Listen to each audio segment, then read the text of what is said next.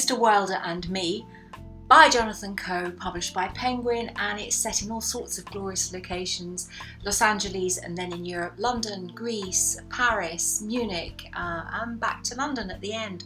So, and what a lovely cover. I mean, it's just so takes you back to the 70s and 80s when the book is mainly set. So this is very much the story of the film director Billy Wilder, who, was really famous in the golden age of cinema. He worked with Marlene Dietrich and Marilyn Monroe and various European actresses and actors. And in fact, Al Pacino turns up in this book. Not very favourable. He is very much an American abroad in Munich, as it happens. And he insists on having a burger, and he gets teased and mocked for his choices. So there's some humour here. It's very whimsical, and it's basically the story of the filming of Fedora, which is a film in his latter days, when his shining star was probably beginning to just fall a little bit. And it's just a story of people, reminiscences, and perhaps an innocent time of life, but maybe it wasn't quite so innocent. So a Greek young woman called Calista is travelling around America with her girlfriend, and she ends up in Los Angeles, and serendipity means she ends up at the dining table of Billy Wilder and his buddy Mr. Diamond, and she is entertained by them and gets a little bit drunk, and she does one thing and it absolutely lights their fires, because they are stuck with the movie and they suddenly realise this is the way it's got to move on. So she gets a place in their heart for just inadvertently virtually helping them.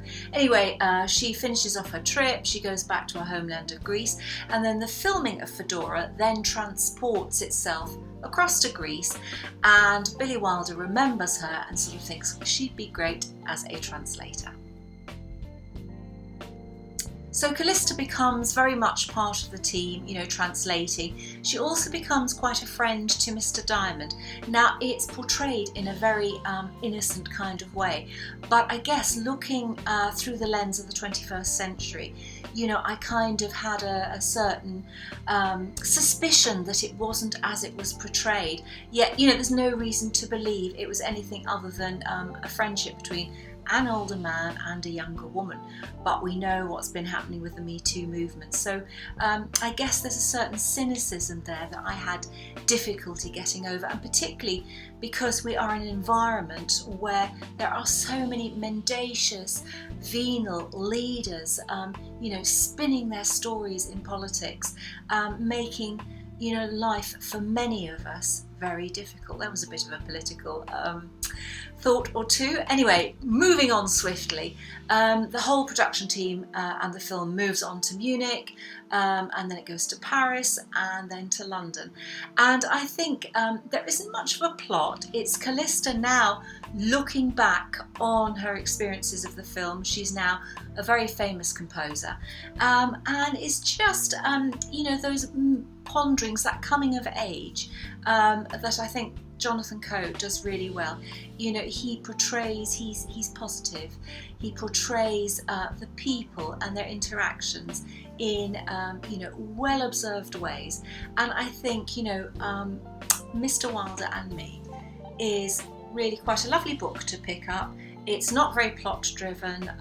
It can meander along a bit. In fact, there are several pages devoted to brie and the wonders of this classic French cheese. So, it has its surprises. It's easy to put down, easy to pick up, but I enjoyed it. So Mr. Wilder and Me by Jonathan Coe, one to pick up in the late autumn of 2020.